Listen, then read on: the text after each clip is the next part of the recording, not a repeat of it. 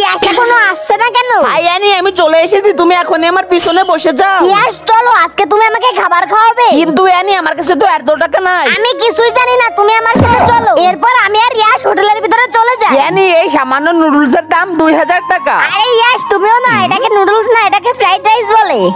তখনই আমি ইয়াসের সাথে রাস্তার পাশে শপিং করতে যাই। এই দেখো বেবি, এটা পরলে তোমাকে অনেক সুন্দর দেখাবে। আরে ভাইয়া এটার দাম কত? এটার দাম তো 5000 টাকা। 500 টাকা দিব, যদি দেন তাহলে দিয়ে দেন। চলো ইয়াস। আচ্ছা ঠিক আছে, আপনারা 500 টাকায় নিয়ে যান। দেখেছো ইয়াস, কমে কিনলাম। আরে ইয়ানি তুমি রাস্তার ফুটপাতের কাপড় ব্যবহার করো, তুমি তো এটারই যোগ্য। ছেড়ে দাও, এরা তো ভিখারি, এদের তো এমনটাই পছন্দ হয়। তো তোমাদের কি? আমাদের যেখান থেকে পছন্দ হয় আমরা সেখান থেকেই নিব। তোমরা কি জানো আমার বিয়ে আরকে কোম্পানির ম্যানেজার। ও তোমরা আরকে কোম্পানির ম্যানেজার, আর আমি তো এসকে কোম্পানির ওনার। কালকে ঢাকা গোল্ডেন শপ নিলামে হবে, সাহস থাকলে তুমি আইসো। আচ্ছা ঠিক আছে, কালকে আমি নিলামে আসবো আর ঢাকা গোল্ডেন শপ কিনে নিব। ঠিক আছে, আমরা তোদের জন্য অপেক্ষা করব, দেখি কে